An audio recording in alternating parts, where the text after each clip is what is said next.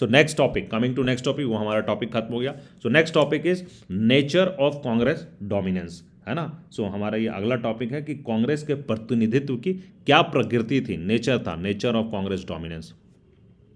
India is not the only country to have experience the dominance of one party, है ना। सो भारत ही एकमात्र ऐसा देश नहीं है जो एक पार्टी के प्रतिनिधित्व प्रभुत्व से गुजरा है। If we look around the world we find many other examples. तो अगर हम पूरी दुनिया में देखते हैं तो बहुत सारे एग्जांपल हैं जहां वन पार्टी डोमिनेंस रहा है। But there is a crucial difference between this and the Indian experience. But जो इन देशों के एक्सपीरियंस है और जो भारत का एक्सपीरियंस है, इसमें काफ़ी कुछ डिफरेंट रहा है। In the rest of the cases, the dominance of one party was ensured by compromising democracy, है ना। सो बहुत सारे देशों में जो ये वन पार्टी का जो प्रभुत्व रहा, डोमिनेंस रहा, वो किस पे रहा, वो किस आधार पे रहा, वो कॉम्प्रोमाइजिंग डेमोक्रेसी, और डेमोक्रेसी को कॉम्प्रोमाइज करके रहा। In some countries like China, Cuba and Syria the constitution permits only a single party to rule the country. और बहुत सारे कंट्रीज जिनके संविधान, लाइक चीन, क्यूबा, सीरिया, इन कंट्रीज के संविधान परमिट करता है कि सिर्फ एक पार्टी ही कंट्री को रूल कर सकता है। Some others like Myanmar, Belarus, Egypt and Eritrea are effectively one party states due to legal and military measures. और बहुत सारे बहुत सारे राष्ट्र like Myanmar, Belarus, Egypt and Eritrea, ये ऐसे हैं जहां इफेक्टिवली वहां का जो लीगल और मिलिट्री मेजर्स है, जो तरीके हैं, उससे एक ही पार्टी उस राष्ट्र को रूल कर सकती है। So until a few years ago Mexico, south Korea and Taiwan were also effectively one party dominant states. तो कुछ सालों पहले तक इवन मैक्सिको, जो अमेरिका महादेश में है, साउथ कोरिया एंड ताइवान, है ना, ये भी इफेक्टिवली वन पार्टी डोमिनेंट राष्ट्र थे। What distinguished the dominance of Congress party in India from all these cases was that it happened under democratic condition। तो भारत में जो वन पार्टी डोमिनेंस रहा कांग्रेस का, इसका एक बहुत बड़ा डिफरेंस ये था कि ये जो डोमिनेंस था, it was under democratic conditions. ये एक लोकतांत्रिक कंडीशंस के अंदर ये वन पार्टी डोमिनेंस था। Many parties contested elections in the conditions of free and fair elections and yet the Congress managed to win election after election। तो बहुत सारी पार्टियां फ्री और फेयर इलेक्शन में कंटेस्ट किए हैं, है ना। एक स्वतंत्र और निष्पक्ष चुनाव हुआ, उसमें बहुत सारी पार्टियों ने कंटेस्ट किया और एट उसके बावजूद कांग्रेस मैनेज किया जीतने के लिए, है ना। तो वो एक प्रॉपर डेमोक्रेटिक सेटअप में जीता है। So this was similar to the dominance the African National Congress has enjoyed in South Africa after the end of apartheid. तो जब रंगभेद की नीति दक्षिण अफ्रीका में खत्म की गई, तो उसके बाद, जब उसकी समाप्ति के बाद, अफ्रीकन नेशनल कांग्रेस में भी कुछ ऐसा ही दबदबा अपना कायम किया था, है ना। वहाँ भी ऐसा सिमिलर हुआ। So the roots of this extraordinary success of the Congress party go back to the legacy of the freedom struggle. तो ये सबको मालूम है दोस्तों कि कांग्रेस पार्टी की जो इस असाधारण असफलता की जड़ थी, वो एक्चुअली स्वतंत्रता संग्राम की विरासत में है ना। In the legacy of the freedom struggle, freedom struggle के मोस्ट ऑफ द लीडर्स थे, जो उनकी लेगेसी थी, वो कांग्रेस पार्टी से जुड़ी हुई थी। Congress was seen as the inheritor of the national movement, है ना। कांग्रेस पार्टी को राष्ट्रीय आंदोलन के वारिस के रूप में देखा जा रहा था। Many leaders who were in the forefront of that struggle were now contesting elections as Congress candidate. तो बहुत सारे नेतागण जो हमारे थे, जो उन स्वतंत्रता संग्राम में शामिल थे, है ना, वो कांग्रेस के टिकट पे वो चुनाव लड़ रहे थे, है ना। The Congress was already a very well organised party and by the time the other parties could even think of a strategy, है ना। The Congress had already started its campaign. तो कांग्रेस थी बहुत ही वेल ऑर्गेनाइज्ड, एक सुदृढ़ तरीके से ऑर्गेनाइज्ड पार्टी थी। और जिस समय तक बाकी पार्टियां अपना स्ट्रेटजी बनाने की सोच रख सकती थी, उस समय तक तो कांग्रेस ऑलरेडी अपना जो कैंपेन है, चुनाव का अभियान है, वो स्टार्ट कर चुकी थी। In fact many parties were formed only around independence और आफ्टर दैट। और बहुत सारी पार्टियां तो ऐसी थी जो बेसिकली स्वतंत्रता के समय या उसके बाद बनाए गए थे। सो दस the Congress had the first of the blocks advantage. तो ऑफकोर्स जब ऐसे कंडीशन में रहेगा तो कांग्रेस को अव्वल और इकलौता होने का फायदा मिलेगा, है ना। By the time of independence, the party had not only spread across the length and breadth of the country as we had seen in the maps, but also had an organized network down to the local level। तो जब independence हो रहा था, उस समय तक party पूरे भारतवर्ष के हर एक कोने तक फैल चुका था, length and breadth of the country. और इट हैज़ ऑर्गेनाइज्ड, और इसके साथ ही it has organised national organisational network, और इसके संगठनात्मक जो नेटवर्क थी वो पूरे लोकल लेवल तक चली जा चुकी थी, ग्रास रूट लेवल तक पहुंच चुकी थी. So most importantly, as the Congress was still recently a national movement, its nature was all inclusive. और सबसे बड़ी बात यह है कि कांग्रेस हाल फिलहाल तक आज़ादी के आंदोलन की अगुवा कर रही थी, है ना.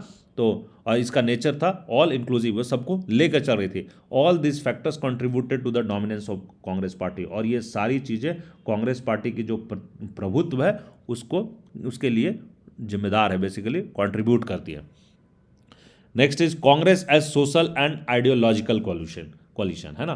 तो कांग्रेस एक सामाजिक और विचारात्मक गठबंधन के रूप में, Congress as social and ideological collision.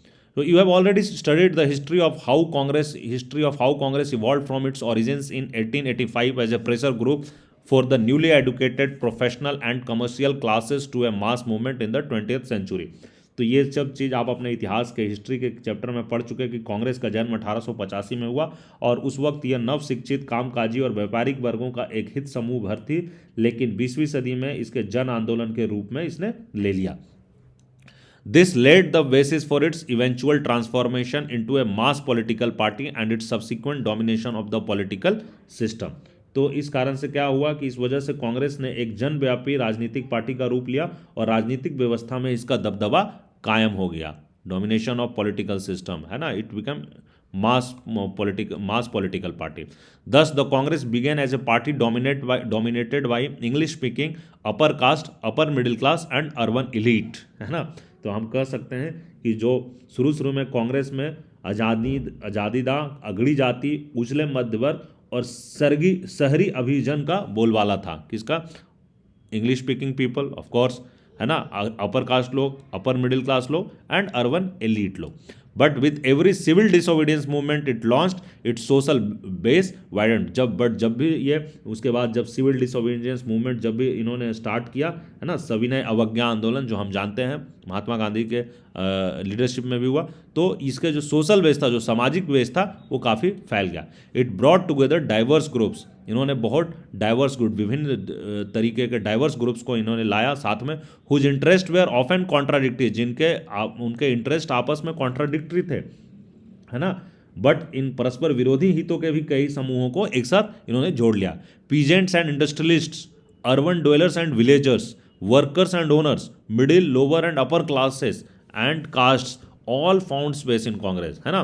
तो देखिए, किसान, इंडस्ट्रियलिस्ट, अर्बन डवेलर, शहरी क्षेत्रों में रहने वाले, ग्रामीण क्षेत्रों में रहने वाले, विलेज वर्कर्स, ओनर्स जो मालिक है, वर्कर्स है, middle class, lower class, upper class, और इन सब तरीके की जातियाँ, all found space in Congress में सबके लिए जगह थी. Gradually, its leadership also expanded beyond the upper caste and upper class professionals to agriculture-based leaders with a rural orientation. तो ग्रेजुअली जो है इनका जो लीडरशिप था वो अपर कास्ट और अपर क्लास प्रोफेशनल्स से बढ़कर एग्रीकल्चरल क्षेत्र के जो हमारे ग्रामीण क्षेत्र के लीडर्स थे उनके तरफ, उनको भी समाहित कर लिया, उनके ओर भी बढ़ गया. By the time of independence, the Congress was transformed into a rainbow-like social coalition, broadly representing India's diversity in terms of classes and caste, religions and languages and various interests, है ना. तो आज़ादी के समय तक जो कांग्रेस एक ट्रांसफॉर्म हो गया था एक रेनबो की तरह, है ना, सोशल कोलिशन, एक रेनबो की तरह एक सोशल कोलिशन बना लिया था, सतरंगे सामाजिक गठबंधन का शक्ल अख्तियार कर लिया था, है ना, जो इंडिया के डाइवर्सिटी को बताता था, जो इंडिया में डाइवर्स क्लास है, कास्ट है, रिलीजन्स है, लैंग्वेज है, वेरियस इंटरेस्ट है, इन सब को समाहित कर लिया था. So many of these groups merge their identity with in the Congress. और इसमें से बहुत सारे जो समूह थे वो अपनी पहचान कांग्रेस के साथ एकमेक कर दिए थे. Very often they did not and continued Very often they did not and continued to exist within the Congress as groups and individuals holding different beliefs, है ना. तो ये क्या कह रहा कि कई बार यह भी हुआ कि किसी समूह ने अपनी पहचान को कांग्रेस के साथ एक साथ नहीं किया और अपने अपने विश्वासों को मानते हुए बतौर एक व्यक्ति या समूह के रूप में कांग्रेस के भीतर बने रहे. तो अगर आप कांग्रेस के साथ पूरा नहीं विलय भी नहीं हो रहे हैं उनके विचारधारा से, तो भी कांग्रेस का पार्ट वो बने रहे. In this sense the Congress was an ideological coalition as well. तो इस तरीके से हम कह सकते हैं कि कांग्रेस एक विचारात्मक गठबंधन था, है ना. ये समझने वाली बात है कि very often they did not continue to exist within the Congress and as groups and individuals holding different believes. तो उन्होंने अपनी आइडेंटिटी कांग्रेस के अंदर विलय कर लिया था सब। It accommodated the revolutionary and pacifist, conservative and radical, extremist and moderate and the right and left and all shades of the centre, है ना। तो कांग्रेस में अगर आप देखिएंगे तो कांग्रेस के अंदर क्रांतिकारी, है ना, शांतिवादी, रिवोल्यूशनरी, पैसिफिस्ट दोनों कांग्रेस के अंदर ही होंगे। कंजर्वेटिव जो हैं और जो रेडिकल्स हैं वो भी कांग्रेस के अंदर होंगे। जो गर्मपंथी हैं और जो नरमपंथी है वो भी कांग्रेस के अंदर होंगे। जो राइट विचारधारा के लोग हैं, है ना, दक्षिणपंथी, और जो लेफ्ट विचारधारा के हैं, है ना, ये वामपंथी, ये भी कांग्रेस के होंगे। सो हर तरीके के विचारधारा के लोग कांग्रेस के अंदर समाहित हो गए। The Congress was a platform for numerous groups, interest and even political parties to take part in the national movement, है ना। तो कांग्रेस एक मंच की तरह थी जिस पर अनेक समूह, हित और राजनीतिक दल आकर जुटते थे और राष्ट्रीय आंदोलन में भाग लेते थे, take part in national movement. In pre-independence days, many organizations and parties with their own constitution and organizational structure were allowed to exist within the Congress. ये भी बहुत बड़ी बात है कि जो आज़ादी से पहले के वक्त में अनेक संगठन और पार्टियों को कांग्रेस में रहने की इजाज़त थी, जिनके अपने संविधान होते थे और उनका अपना ऑर्गेनाइजेशनल स्ट्रक्चर होता था, बट ये सारे कांग्रेस के अंदर होते थे, कांग्रेस के पार्टी के निहित होते थे। So some of these like the Congress socialist party, तो कांग्रेस के अंदर ही कांग्रेस सोशलिस्ट पार्टी थी, है ना, जो later separated from the Congress and became opposition party, जो बाद में कांग्रेस से अलग हो जाती है और एक इंडिपेंडेंट पार्टी, ऑपोजिशन पार्टी बन जाती है। Despite differences regarding the methods, specific programs, and the policies, the party managed to contain, if not resolve differences and build a consensus. तो इन differences के बावजूद, ये अलग अलग विचारधाराओं के बावजूद, है ना, इनके मेथड्स अलग थे, इनके प्रोग्राम्स अलग थे और पॉलिसी अलग थे, तो इन सब इन मुद्दों पे, method, specific programme and policy, नीतियों के मुद्दों पे डिफरेंस होने के बावजूद भी पार्टी कंटेन करती थी। पार्टी अगर इन डिफरेंसेस को रिजॉल्व नहीं करती थी, है ना, तो एक कंसेंसस बना लेती थी, है ना, और उस पार्टी के अंदर ही, कांग्रेस में ही सब समाहित रहते थे।